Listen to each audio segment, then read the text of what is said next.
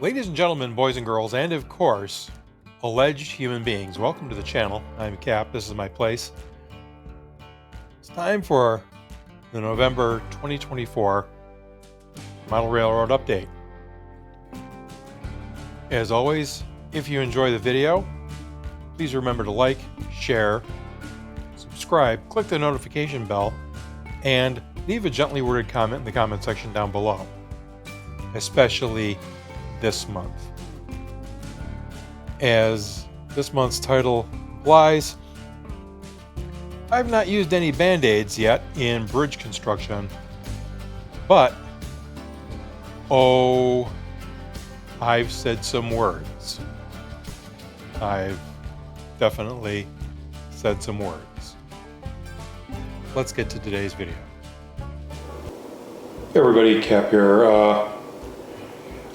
This is not intended to be the entire model railroad video for the month of November. At least I hope it's not.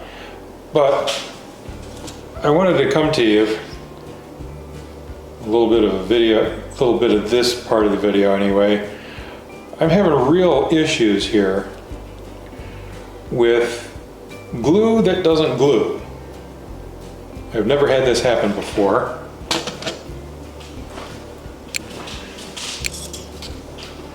I've had to go back through the every joint I've attempted to make in this bridge project because this glue is no longer doing the trick. These bottles haven't been sitting around. This is a newly opened one. I purchased it Hobby Lobby. I've had to go back through with CA adhesive. And the issue is the evaporative glue, MEK based glue, will not bond clean sheet styrene from Evergreen to clean Central Valley Model Works truss kits. This is the good looking section, and you can see I've kind of ended up flooding a bit of it with CA adhesive. This one, on the other hand, you can see how stuff is moved around.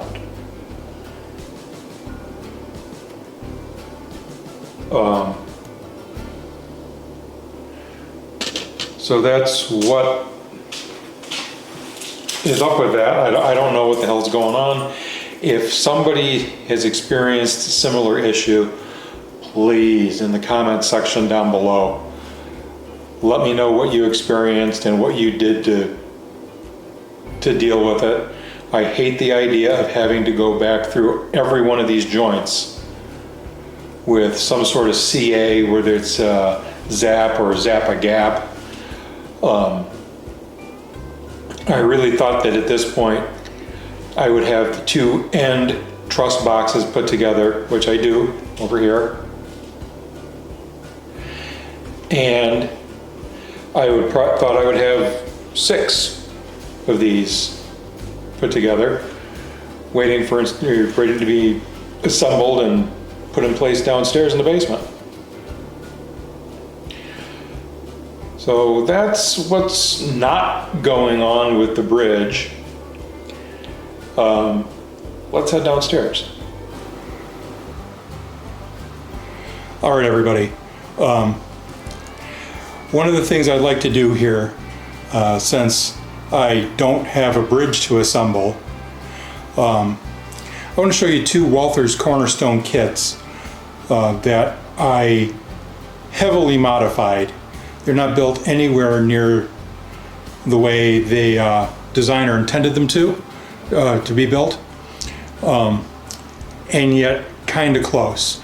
The first one here started off, was delivered as Miranda's Bananas. I've turned it into an apple grower's cold storage facility. If you look in the Walthers catalog, you'll see that the Miranda's Bananas kit is a two-sided building. It has a side that's intended for rail service, which is what we're modeling, and it has a side intended to be used as a truck dock. Well, we're not modeling trucking, we're modeling railroading. And so instead of building it as a four-sided structure, I built this on my previous railroad, and I opened it up so that the truck dock and the rail served dock are on the same side. So we have the upstairs and the office area over here. And as you can see, it takes 4 60-foot either refrigerators or insulated boxcars. And we'll just roll these out of the way here. So we have the 3 rail-served docks over here, or what they originally were, and then over here, this is the side that was originally intended to be the truck dock. And so 1, 2, 3 exterior walls, all arranged in a row. And one of the things I did was I decided to model an open door here. Let's get this forklift out of here. We'll put this guy on brake. We'll bring the camera up close and we'll take a look at what I did with the open door. All right, everyone. What I've done here is I put some plastic sheet in here that I cut up with a pair of scissors. So it kind of mimics the flaps that you see hanging in doors for refrigerated facilities to keep the cold in, but allow forklift traffic or pallet jacks to move in and out of a door. And on the inside,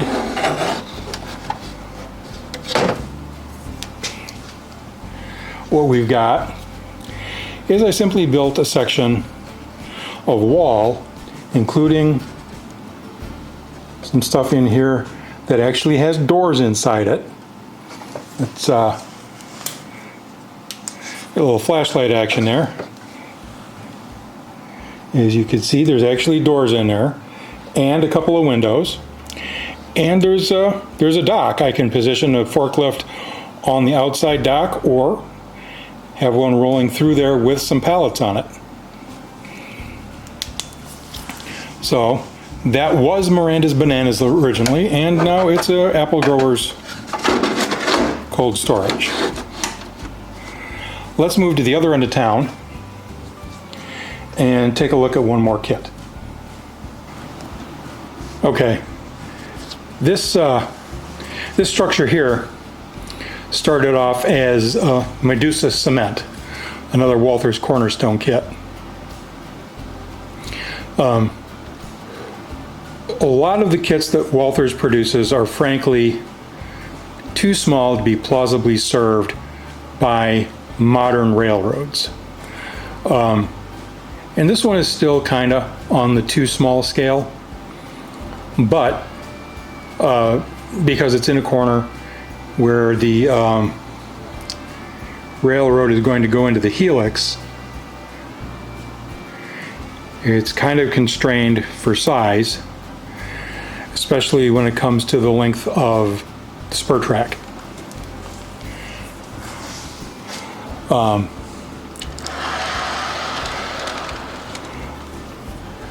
So the unloading shed is obviously built as Walthers intended it. We'll get that out of the way. And that leaves the silos. Walthers did not include in this kit any type of a control building to go on top of the cement silos. Also, the ducting that goes on top was intended for, I think it was 3 or 4 silos wide. So what I did is to turn this around.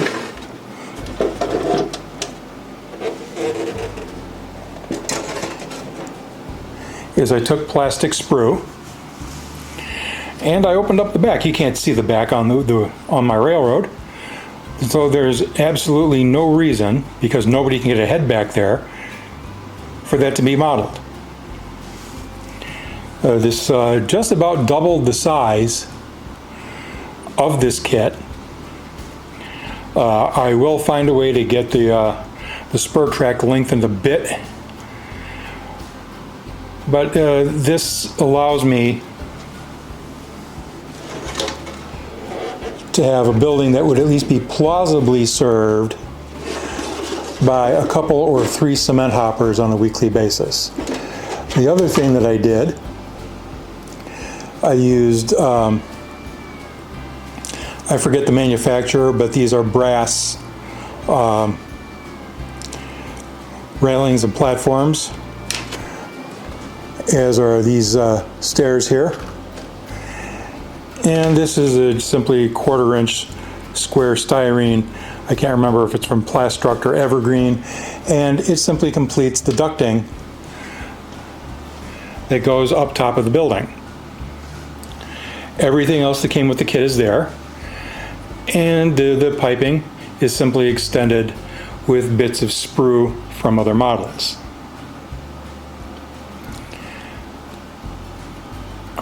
Anyway, as I've said, I had hoped to come to you this month with a bridge that we could assemble or be assembling.